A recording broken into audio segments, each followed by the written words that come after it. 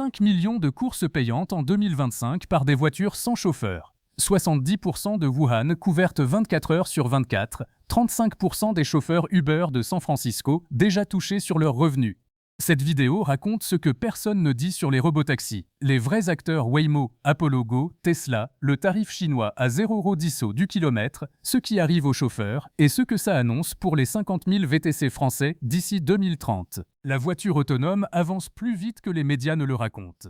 Sur Autodécrypte, j'analyse chaque semaine les robotaxis, l'IA embarquée et les vrais progrès des robots dans l'industrie automobile. Abonne-toi maintenant. Le marché mondial du robotaxi en avril 2026 se structure autour de 5 acteurs principaux qui concentrent la quasi-totalité des courses payantes effectuées sans chauffeur sur l'ensemble de la planète. Du côté américain, 2 opérateurs dominent largement le terrain. Waymo, filiale d'Alphabet, dirigée conjointement par Tekedra Mawakana et Dimitri Dolgov, déploie environ 1200 véhicules opérationnels sur 5 villes différentes: Phoenix, San Francisco, Los Angeles, Austin et Miami. Le service a démarré commercialement à Phoenix en octobre 2020 et a effectué environ 4 millions de courses payantes sur la seule année 2025, selon les chiffres communiqués aux régulateurs californiens.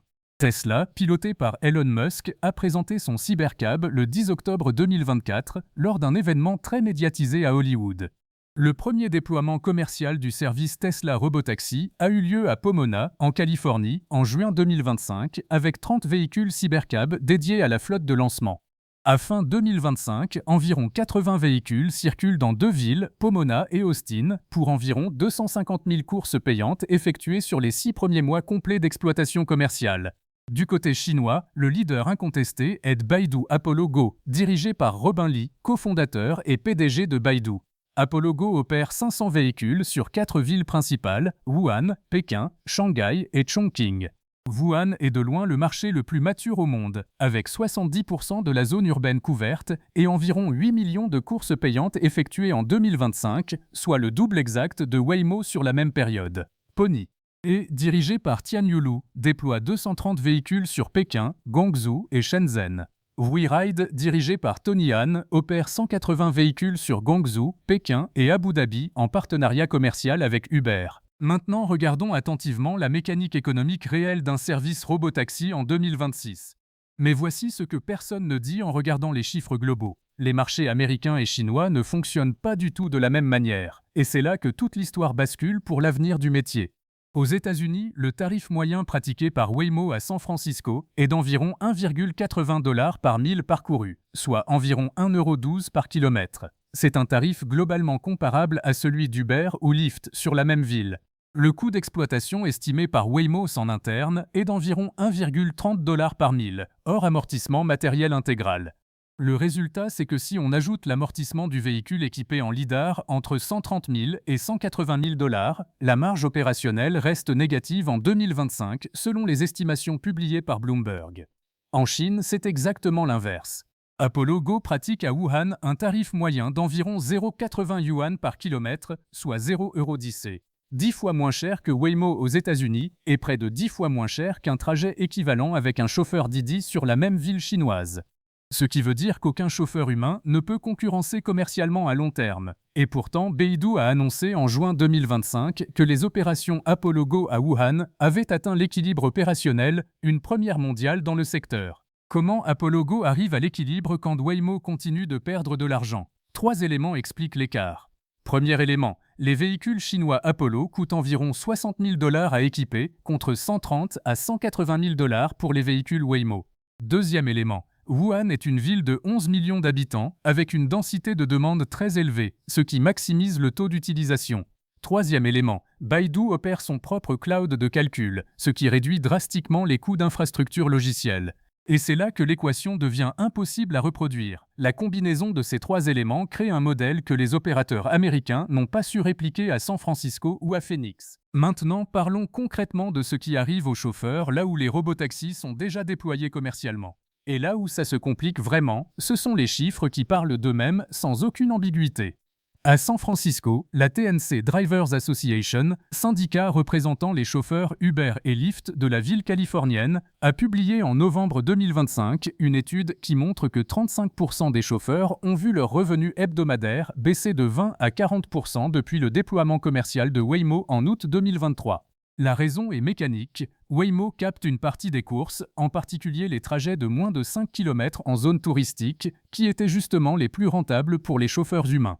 Ce qui veut dire que Uber et Lyft ont signé des partenariats avec Waymo pour intégrer les robotaxis dans leurs applications, avec un partage de revenus avec Waymo, mais aucune rémunération pour les chauffeurs sur ces courses spécifiques.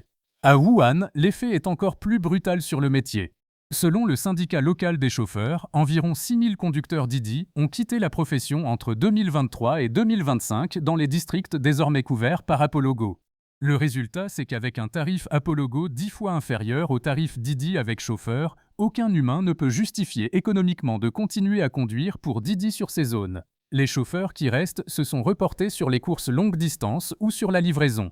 À l'échelle mondiale, McKinsey a publié en mars 2026 une étude détaillée qui estime que 30 à 50% des chauffeurs VTC mondiaux pourraient être remplacés par des robotaxis d'ici à 2035 dans les zones urbaines denses des pays développés.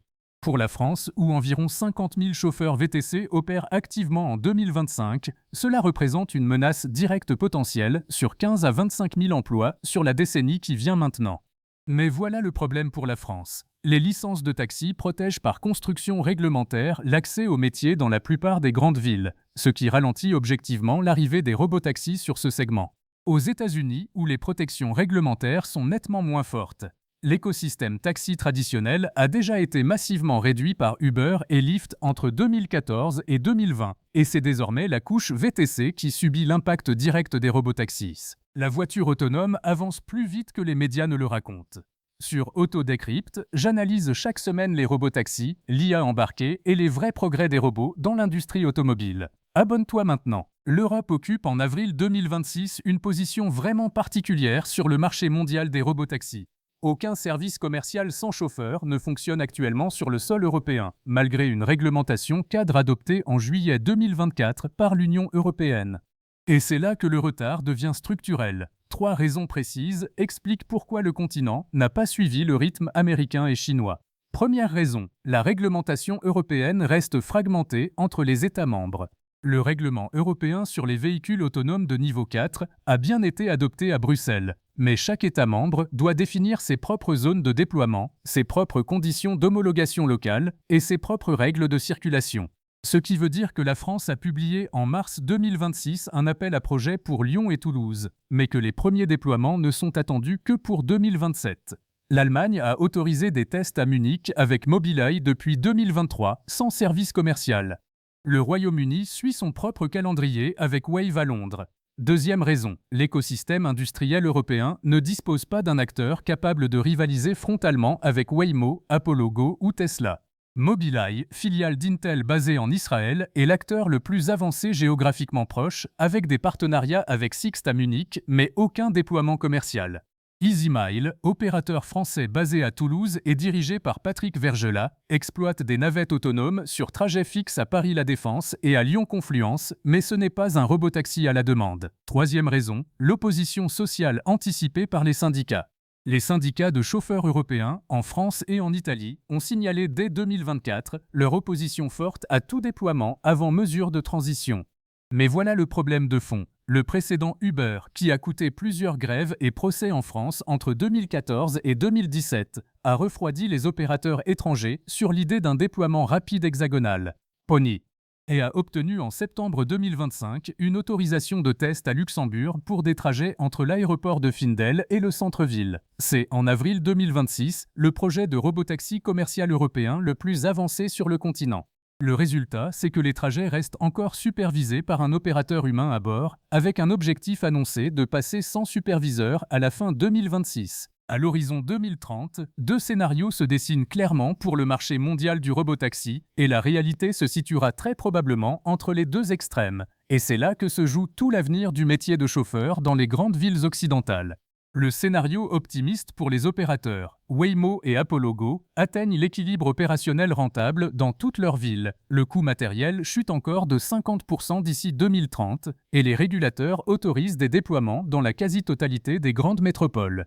Ce qui veut dire que le marché mondial du robotaxi atteint 30 à 50 milliards de dollars de revenus annuels en 2030 et que 30 à 50% des chauffeurs VTC urbains des pays développés ont basculé hors de la profession. Le scénario pessimiste pour les opérateurs. Les accidents médiatisés freinent durablement l'acceptation sociale, les régulateurs serrent la vis, le coût matériel reste structurellement élevé. Le résultat, c'est que le robotaxi reste un service de niche déployé dans quelques villes pionnières seulement, et que les chauffeurs VTC mondiaux gardent l'essentiel de leur marché actuel jusqu'au moins 2035. La réalité probable se situera entre les deux extrêmes. Les estimations consensuelles de Bloomberg, McKinsey et Boston Consulting convergent aujourd'hui vers un marché mondial du robotaxi de 15 à 25 milliards de dollars de revenus en 2030, avec une concentration sur les États-Unis et la Chine, et une pénétration européenne réellement significative seulement à partir de 2028-2029. Pour les Français, la question pratique se pose déjà aujourd'hui pour deux profils. Les chauffeurs VTC qui s'installent en 2026 doivent intégrer dans leur projet professionnel l'idée que leur métier sera profondément transformé d'ici 10 ans. Et les pouvoirs publics, qui ont publié leur appel à projet pour Lyon et Toulouse, doivent décider s'ils veulent que les robotaxis soient opérés sur le sol français par Waymo, Apollo Go ou Pony. Ou s'ils veulent au contraire soutenir l'émergence d'un acteur national via EasyMile ou via un consortium Renault-Stellantis. La réponse conditionnera très directement la capacité de la France à conserver une autonomie industrielle sur la mobilité urbaine de la prochaine décennie.